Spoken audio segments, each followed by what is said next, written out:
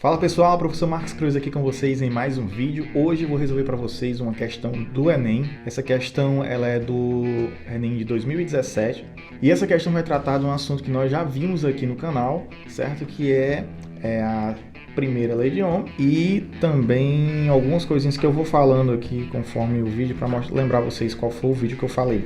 Então vamos iniciar, ler a questão para a gente poder entender aqui qual é a lógica dela. Então, a questão começa assim: fusível é um dispositivo de proteção contra corrente em circuitos, certo? Então, o fusível é um dispositivo de proteção contra corrente em circuitos quando a corrente que passa por esse componente elétrico é maior que sua máxima corrente nominal, o fusível queima. Dessa forma, evita que a corrente elevada danifique os aparelhos do circuito. Suponha que o circuito elétrico mostrado na figura seja alimentado por uma corrente de tensão U, a fonte aqui mostrada, e tenha o fusível que suporte uma corrente nominal de 500 mA. Pronto. Então está aqui mostrado o circuito. Isso aqui que eu coloquei, essa imagem aqui não está na questão do Enem, certo? Eu coloquei aqui só para a gente entender como é que funciona um fusível. A gente tem que o fusível, ele tem essas partezinhas aqui que são contatos elétricos, essas partes metálicas aqui das extremidades, e no meio dele a gente vai ter um filamento. Esse filamento, ele suporta uma corrente máxima. Essa corrente máxima é o que vai determinar quando o meu fusível vai romper. Então, como é que esse filamento rompe? É o seguinte, aqui por ele vai passar uma corrente. E essa corrente, ela tem, obviamente, elétrons. Esses elétrons, quando passam por esse material aqui, se você lembrar da segunda lei de Ohm, que nós também já vimos em um vídeo aqui, ele tem uma resistência elétrica. E todo material que tem uma resistência elétrica, quando a corrente passa por ele, ele gera um aquecimento. E esse aquecimento é o chamado efeito Joule. Então, o efeito Joule é o aquecimento devido ao choque entre os elétrons da corrente elétrica e do material condutor. Pronto, então o que é que vai acontecer? A gente vai ter o efeito Joule fazendo com que ele aqueça. Quando a corrente é maior do que o valor para o qual ele foi projetado, esse fusível vai derreter. Como é que ele vai derreter, gente? O que vai acontecer basicamente ele vai ter um aumento na sua quantidade de energia, e aí já vai lá na física 2, né? O Q é igual a mc ΔT, então ele tem a sua energia térmica aumentada e chega um ponto que ele vai chegar à fusão, então ele vai fundir e esse fio vai romper, e quando ele romper não vai mais passar corrente através dele. Pronto. Essa informação não é nem muito útil para a gente poder resolver essa questão, né? Estou só explicando aqui para a gente ter um conhecimentozinho melhor, entender de forma mais genérica o que é que vai acontecer aqui. Então, ó, vamos agora para o circuito em si. No circuito a gente tem aqui uma fonte de alimentação e o fusível ele está nessa posição aqui. Então, o que é que vai acontecer? Ó? Essa fonte de alimentação, esse tracinho menor que tem aqui nela, é o menos da fonte. E esse tracinho maior aqui é o mais da fonte. Então, a gente tem que aqui é o menos e aqui é o mais. Pronto, que é o menos e o mais da fonte. Quando a corrente passa, quando a fonte é conectada a resistores, o que é que vai acontecer? A corrente vai fluir nesse sentido aqui, ó, saindo do mais da fonte. E quando ela passa pelo resistor, o resistor vai ter uma coisa chamada queda de potencial. Então o resistor vai ter um potencial maior aqui na hora que a corrente entra nele e um potencial menor na hora que a corrente sai dele. Então a corrente vai fazer esse sentido aqui, ó. Aqui nesse outro resistor a gente vai ter a mesma coisa. A corrente vem, ó, como ela está vindo aqui, ela vai entrar aqui e se dividir em três, para cá e para cá.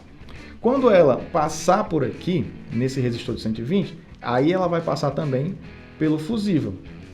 A questão informa para a gente qual é a corrente que o fusível suporta. Se a gente tem a corrente que o fusível suporta, então a gente tem como descobrir algumas coisas aqui. Se você for lá no nosso vídeo, primeira lei de Ohm, vai ver que V é igual, vou até botar em branco aqui, que V é igual a R vezes I. O que é que significa isso? Que a tensão é igual ao produto entre resistência e corrente elétrica. Nesse caso aqui, ele já dá a corrente elétrica. Ele dá que o I é igual a 500 mA. Se você ainda não sabe o que é que significa mili, recomendo que você vá lá no nosso vídeo, onde eu falo de prefixos multiplicadores. O link está aqui em cima. Então, ó, o que é que significa mili? Mili significa 10 a menos 3. Então, a minha corrente I é igual a 500 vezes 10 a menos 3 ampere. Vezes 10 a menos 3 é a mesma coisa dividido por 1000. Então, eu tenho que I é igual a 500 dividido por 1000, 0,5 ampere. Pronto. Então, eu sei que a minha corrente aqui no fusível, eu vou chamar de IN, corrente nominal do fusível. A minha corrente nominal aqui é 0,5. Tudo bem. Então, como o resistor está em série com o fusível, a corrente nominal que vai passar por aqui, pelo resistor, também é 0,5. Por essa mesma forma que a gente está vendo aqui, que é a primeira lei de Ohm, nós podemos descobrir quem é a tensão sobre esse resistor. Então, a tensão sobre esse resistor, V é igual a R. Quem é o meu R? 120. Vezes I. Quem é o I? É o I do fusível, que é 0,5. E 0,5 vezes 120, vou passar um tracinho aqui, V, então, vai ser igual a 60 volts. Então, dá uma limpadinha aqui. Então, a gente sabe que a tensão sobre esse resistor, daqui para cá, ela é 60 volts. Pronto. A tensão sobre o resistor é 60 volts. Como esse resistor está em série com o fusível, o fusível a gente vai considerar que ele não tem resistência. Se ele tivesse resistência, também teria uma queda de tensão. Na verdade, tem, só que a gente considera ele como ideal, então não vai ter queda de tensão. Então, a gente vai ter que equilibrar em 60 volts. Se você observar, então, ó, esse resistor aqui, ele está sobre os mesmos pontos desse outro aqui. Então, esse está em paralelo com esse. O resistor de 120 está em paralelo com o de 60. Se eles estão em paralelo, significa que a tensão aqui é a mesma. Então, se aqui em cima tem 60 volts, aqui embaixo também vai ser 60 volts. Então, quem é essa corrente aqui que eu vou chamar de I1? Quem é a corrente I1? I1 vai ser igual, se você vir lá no nosso vídeo da primeira lei de Ohm, você vai ver como é que a gente calcula a corrente. É só pegar a tensão e dividir pela resistência. Então, vai ser a tensão, que é 60 volts, dividido pela resistência, que é 60 ohms. Então, a minha corrente I1 vai ser igual a 60 dividido por 60, 1 ampere. Então, veja aí o que é que vai acontecer. A gente tem uma corrente que está vindo aqui, ó, I1, que é 1 ampere, e uma corrente aqui no fusível, que é 0,5 ampere. Perceba que as duas correntes estão vindo aqui, então elas obrigatoriamente têm que sair daqui. Isso é a lei chamada lei dos nós. A soma das correntes que entram em nó é igual à soma das correntes que saem desse nó. Então, como elas estão entrando aqui, elas só têm essa saída. Então, o que é que a gente vai ter? Nós já temos a tensão aqui, temos que descobrir quem é a tensão aqui. Nós sabemos quem é a corrente, porque eu sei que a corrente aqui eu vou chamar de I2. A corrente que passa por esse resistor de 40, I2, é igual a I do fusível, o IN, mais o I1.